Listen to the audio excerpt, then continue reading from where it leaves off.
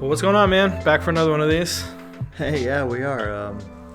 Yeah, it's things are going good for me and us. Been trying out a new Get John organized method. Yeah, you were talking to me about that, using the new calendars and Yeah. texting and having your assistant giving you more info. Trying to, yeah. It's all working out. Getting a kind of a morning briefing of what needs to be done.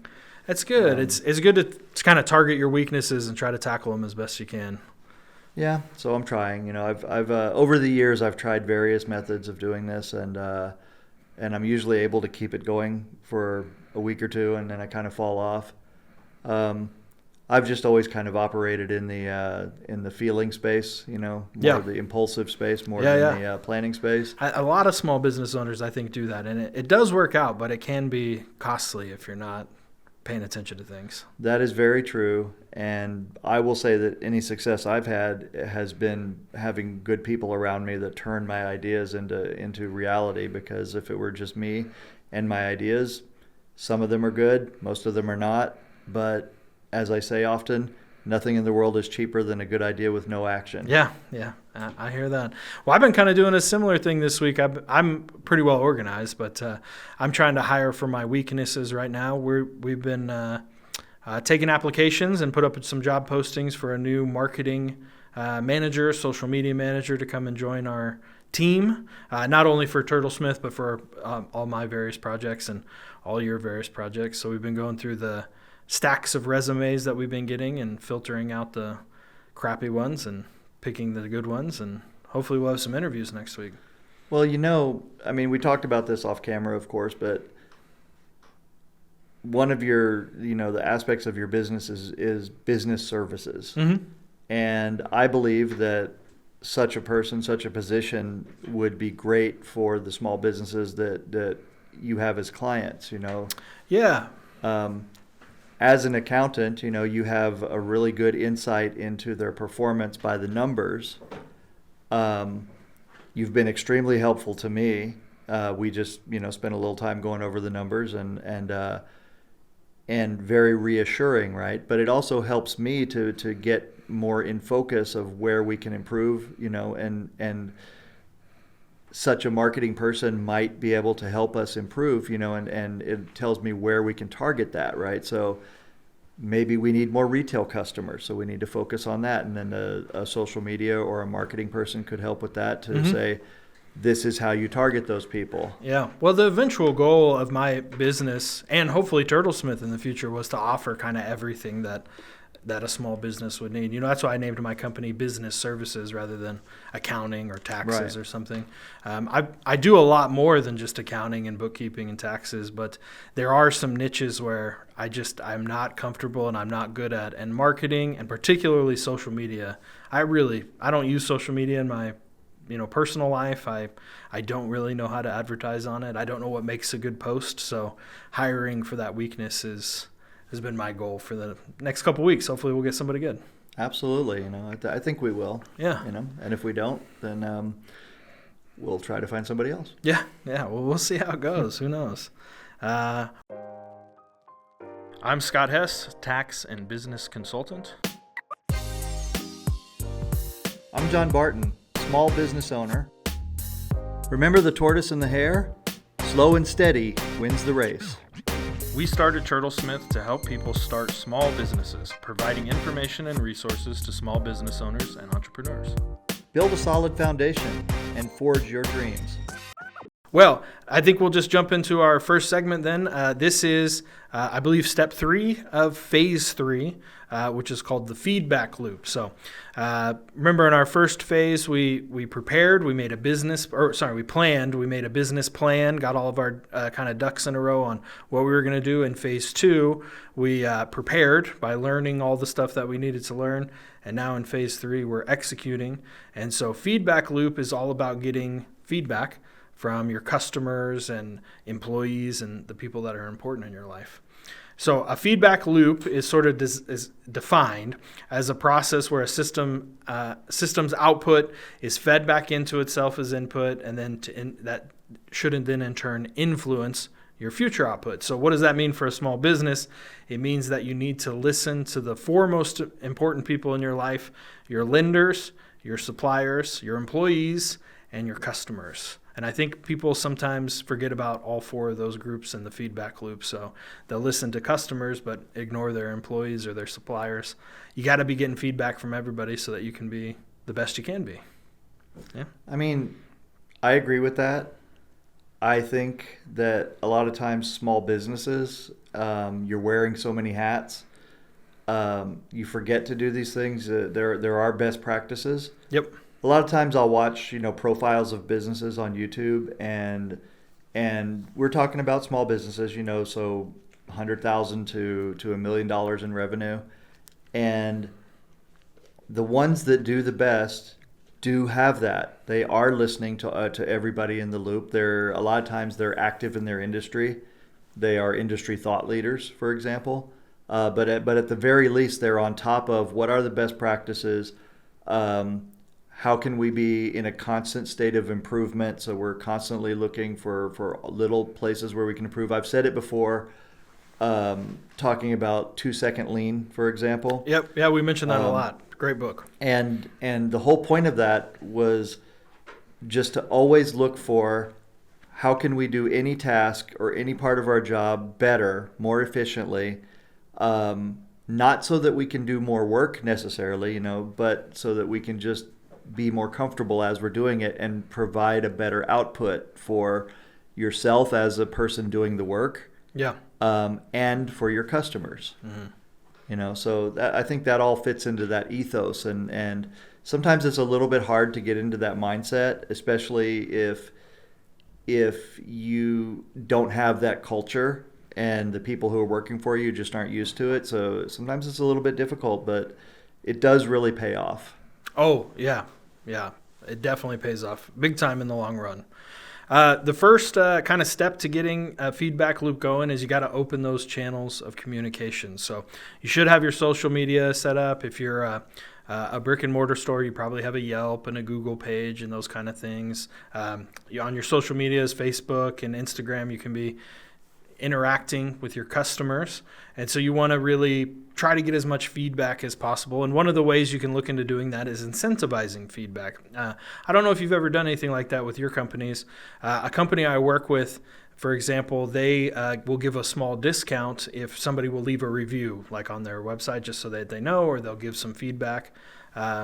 Have you ever tried anything like that to try to get some feedback from customers? You probably got a lot at the shows, right? When you were talking. Yeah, I do have a lot at the shows. I have never done it that way because I don't like to buy reviews, and I consider that buying reviews. Now I do understand, that you're basically saying to people, hey, do me a favor, and I'll give you a little bit for that. But I think that it tends to skew people towards giving a good review, or at least a not negative review. And I have always wanted to have the most unbiased, authentic reviews possible. Yeah.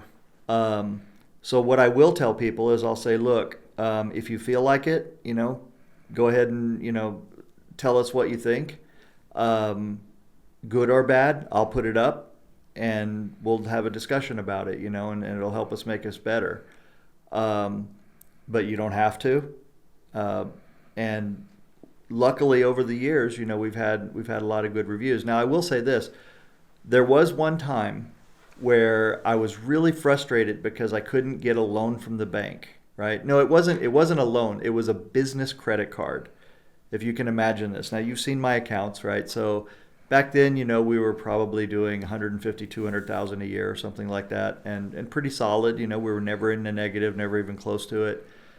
And I went to the bank, and I'm not going to name names, but I went to the bank and I said, hey, we really need a business credit card because I'm running a lot of stuff on my personal debit cards and my personal credit cards.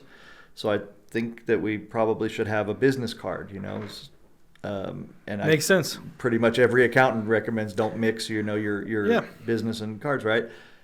And they wouldn't give it to me. They said we didn't qualify. And I was like, how can that be? So I'm frustrated, right? So I go onto Facebook which is, my therapy session. So I'm too cheap to pay for a therapist, so I go vent on Facebook. Yeah. Not And recommended, but not okay. recommended, but I did say on Facebook, I was like, the bank doesn't think that we're good enough, to get a business credit card. I said, can you guys help me and help me tell the bank why we should get a business credit card? And sure enough, I got something like 150 comments, of people talking about how great we were and the great customer service and how great the product was, and so it didn't help me get a business credit card. That was my question. I was going to ask you, did it actually help? Or no, and I didn't go back to the bank with it either. I don't think it would have helped if I'd have gone back, with that. But it did certainly make me feel good. So well, there you go. There you go. I used to work for a company who would incentivize their employees to give good ideas, and so this company would offer up a prize like at the end of the month for whatever the best idea was that helped the company change. And so they would get kind of flooded with nonsense ideas, but a lot of times people would come up with something good, just real simple, like let's change this form so it's a little easier, or let's change our process and how we accept documents, and it would make things more efficient. I was a big fan of that. And so I haven't done anything like that here with my company, mostly because I'm cheap and I don't want to pay out any awards just yet, but I do kind of try to have an open door policy, and I listen to my employees, and we try to change things based on their kind of feedback. But I think your employees at the ground level have a lot to offer. Of course. And a lot to offer on the efficiency and how things can be done. So implementing some type of open door policy, or maybe even just like a monthly meeting or something with your team to kind of ask them like, hey, what could we do better to make your life easier? Will make your business just way better. Well, Paul Akers is the guy that does the 2-second lean. Mm-hmm.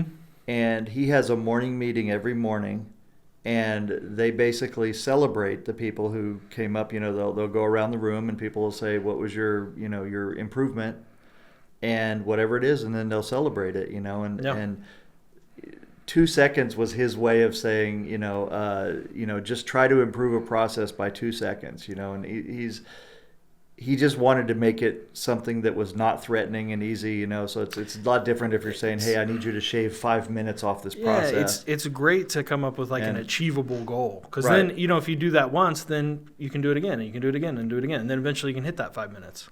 I think the important part there is to not ever, never, ever, ever, ever put someone down for the idea that they came up with. Yes. If you put somebody down, you're just going to train them that you don't care what they have to say. So if they have 3 bad ideas, and then when they actually have a good idea, they're not going to bring it to you. Right. And I do think it's a good idea to reward people, to say, hey, this is going to, and actually calculate it and say, this is going to save us this much time. Here's $100 or something, or something like that. There are other companies that do that, and they actually pay out pretty good for that. But these are corporations that do things at scale, where something might save a company $1 million a year, and you get 5% of that. Yeah. One of my dad's best time saving techniques. We were drilled oil wells out in western Kansas, and so it would usually take 3 hours to pull a big string of pipe out, and so he would always go over and bet the driller. He'd say, "I bet you a case of beer you can't get that up in 2 hours." And about every time they'd get it up in that time frame. So a case of beer saved 5 guys an hour wages for the company. That's pretty strong right there. It always worked out pretty well. Alcohol's a good incentive. Yeah, it can be. Before you continue, I wanted to say, something else that came to my mind, because one of the groups that you said is worth listening to is your customers. Yeah. So we're a custom case maker, and a lot of the ideas that we have in our cases came from initially customers asking for it. Mm-hmm. So I make a point of telling my customers all the time on my videos, I say, listen, if you've got anything at all that you've been dreaming about having in a case, something that you need, you don't see it on our website, just ask us. Chances are we've already done it, just haven't implemented it, as a standard item. Or we're able to do it, and we're happy to do it for you, and it's not a big deal. Probably won't even cost anything But when you don't ask, then the answer is always no. Yeah. Yeah, brings a good point. Asking, don't be afraid to ask your suppliers, especially, or your lenders too, for feedback on how you're doing. If you have a main supplier who's giving you your raw materials or your goods, and they also deliver to 30 other people that do similar things, you can ask, ask the delivery guy, like, hey, how's our operation compared to some other people's? They will gladly sit there and talk to you for a few minutes and tell you what they think you could do better, what other people are doing that they like. It's a good way to get intel on your competitors, It too. really is. It really is. My last kind of tip on that opening channels and being communications is you just kind of got to be a little humble too, Just because you started a business, you've done all this work, you've become an expert, you've put in all the time, there are still people who know more than you, and good ideas can come from anywhere. So just be humble when you open those lines of communication and really listen, like you said before. Yeah. So the next kind of thing, once you get those lines of communication open, is, we've already mentioned it a couple times, but be responsive. So, even if they're bad ideas or they're terrible, thank people for their feedback, make them feel appreciative for giving you their idea. Don't shit on people's bad ideas, try to be communicative and be like, that's a fine thought, but, it might not work because of X, Y, and Z. But try to be responsive and prioritize, customer satisfaction when you're doing your responses, particularly on like Yelp or Google reviews or something like that. Thank people for leaving a nice note. And if somebody's dissatisfied, respond. Be like, sorry, we didn't do a good enough job for you. Try to get it resolved if you can. Truthfully, again, these are all things that we should do. And you have to set aside time to do it, you know. And again, I'm not one that does that. I don't like look at those things. I don't look for those reviews. Then again, there's times when I've stumbled across Yelp or stumbled across Google reviews or something like that, and I find somebody's given us a bad review that maybe that was like a year ago, right? And it went unanswered, and it bothers me. So these are the kind of things where, best practice would be, if you don't have anybody else to do it and you're the owner of the business, then you do it, and you have to set aside at least an hour a week or something, some amount of time where you're just dedicating towards looking at these reviews, apologizing to customers if the apology is necessary, or addressing it factually if that's what's necessary. I have not always had the best track record of handling criticism.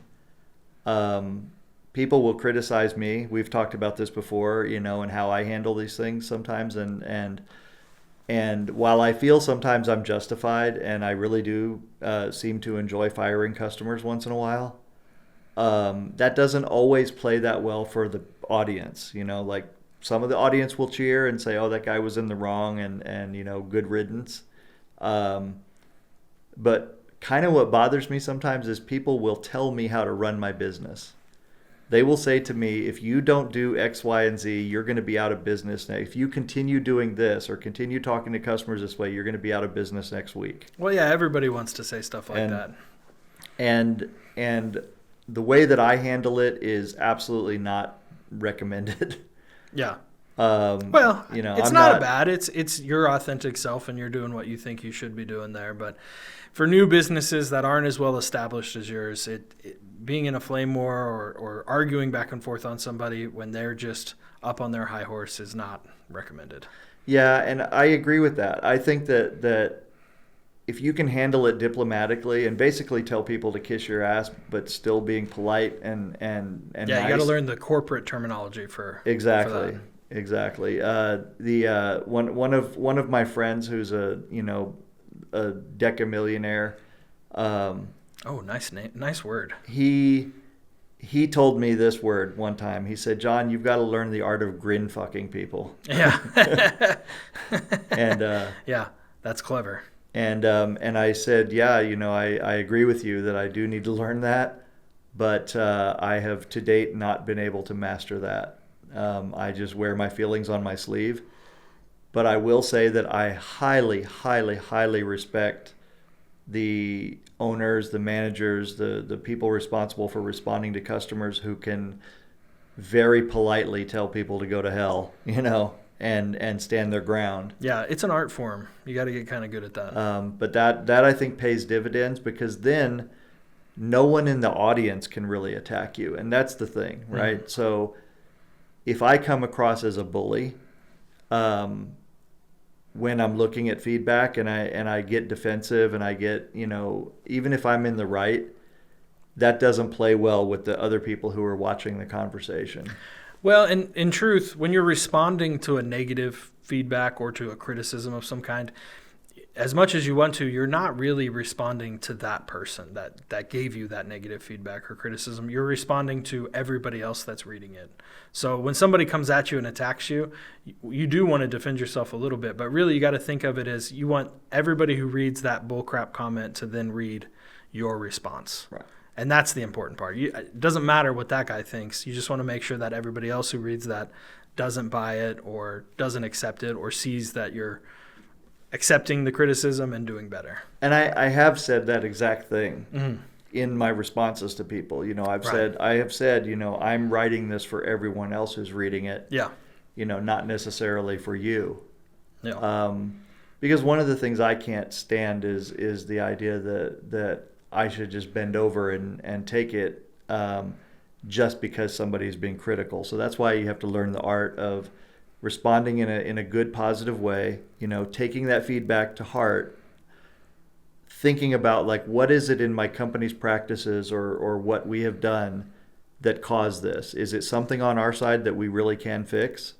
Can we make it better? Even if the customer's wrong, as I earlier I said, a lot of times they will say, oh, your customer service guy didn't respond. I sent 4 emails, or for your example, the woman who called, 4 times in 10 minutes. Yeah.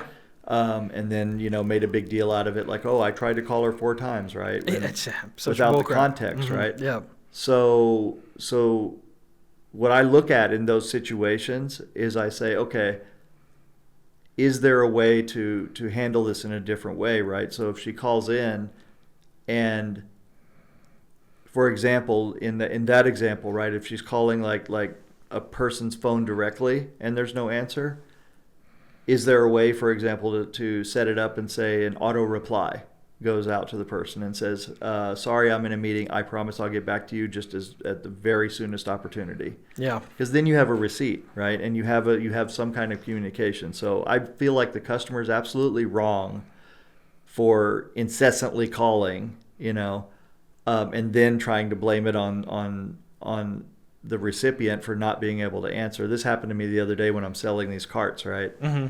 We were having our weekly meeting, so I turned the phone off so we could be uninterrupted.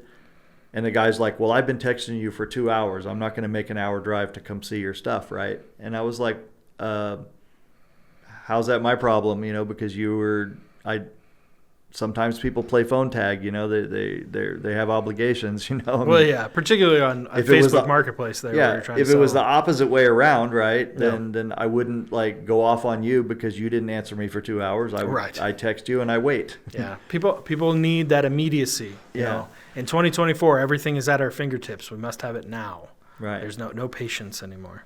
This episode is sponsored by JB Cases.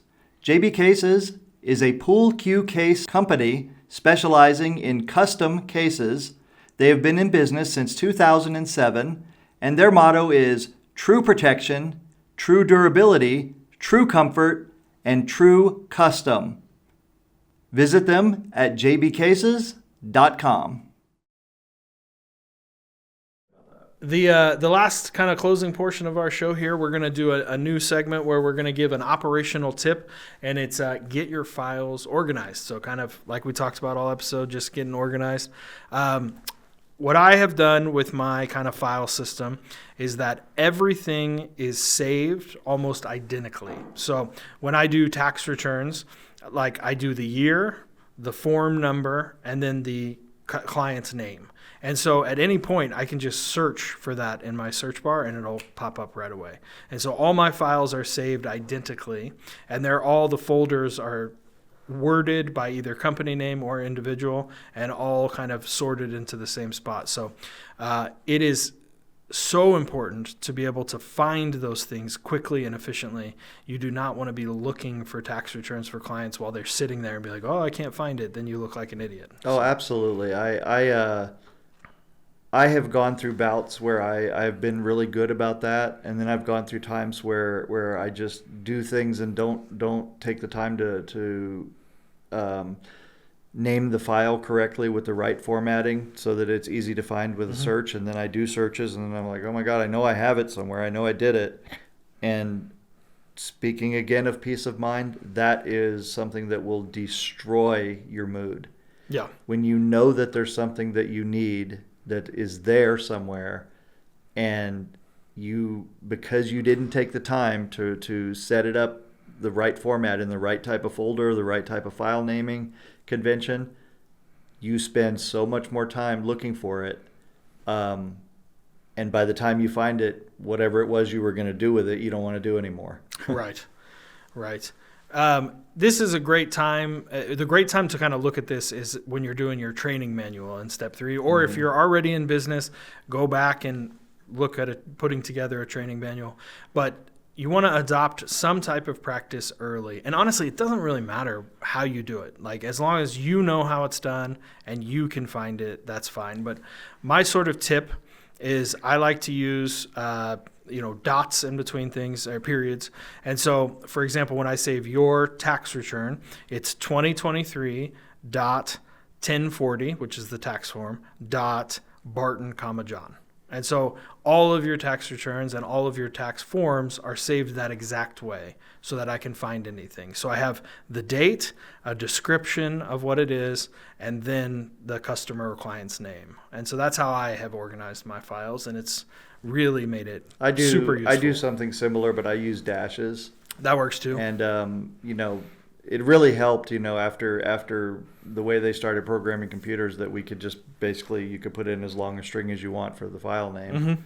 That was really helpful. Remember the days when we used to have to make abbreviations and try to remember what they were? Yeah. But nowadays, you can do that. So I tend to look at it a little bit differently, though. I think that it would be important that anybody in your organization can find something just by you telling them. If you say, go get Barton's 1040 tax return from 2023, and without even knowing your file system, they can type in any combination of those keywords and find it. And that works. Yeah. Under that kind of organization system. So, and then also the file system I set up is pretty intuitive too. We have, companies and then individual clients. And so if you click on a company folder, it opens up a list of folders then for all of our businesses. And if you click the individual, it has everybody's last name, first name, all individual files for everybody. Yeah. So basically the tip is to decide on a naming convention for your files, and then stick to it. Yeah. And this is one of those things that is very difficult to change in the future, though you can do it, but you don't want to have to go back and rename hundreds of files. So really think about it when you're setting it up. Absolutely. So that as you go along, you can continue the same type of saving and file naming system, because it's a real bear to fix after the fact. Yeah. Yeah. Well, I think that what I tell my people is I say, look, if we need to go back and fix a bunch of our product entries and things like that, if we just commit to everybody doing 5 a day, within a month we've got it all done. Yeah, that's a fine idea. And that does work. Mm-hmm. So if you did have to do that, if you just commit a little bit each day, if you try to do hundreds a day, it's going to be overwhelming. Yeah, well, and you'll just your mind will go blank. You'll make mistakes. Right. It's terrible. So, well, anyway, that's kind of our big operational tip. Just when you're working on your training manual and as you're getting your business going, make sure that you have a good naming convention and file system for all of your digital files so that everything is very easy to find, and you can search for it in the search bar by finding it and find it quickly. And I want to mention one more thing, right? Yeah. If you are a business and you have logos, you have marketing materials, you have commercials, things like that you want people to get to, or design, for example, your color schemes, your color palettes and things like that, you must must keep all that organized. Keep your master versions, make sure you label them as master version. Do not, use. If you deal with streamers, and you want your logo on screen, you make sure that they have the version that you want on screen. Yeah, not one they just pulled from somewhere. Exactly, because what happens is that they will pull your logo in. It'll be blurry from someone else, or they'll change it to match their color scheme on their backgrounds and things like that. And you have to be very adamant about that. So what I do is I have what's called a media folder, and anybody that I deal with, I share that media folder to them, so that they have access as a viewer. They can download it in the formats that they need. Yep. But that's very, very important, and especially if you have like embroidery. A lot of people have embroidered shirts, hats, things like that. Make sure you get a super clean file of all your embroidery, and that it's always accessible. Those are great tips. Yeah, 100%. Any other final thoughts on this episode? Nope. Well, those and other great tips can be found on turtlesmith.com. You can also find us on social media, Turtlesmith OK. And please like and subscribe, because it does help us out. Yeah? Absolutely. Yep. All right. Well, hopefully you listened this long. Appreciate y'all. Take care. See you next week.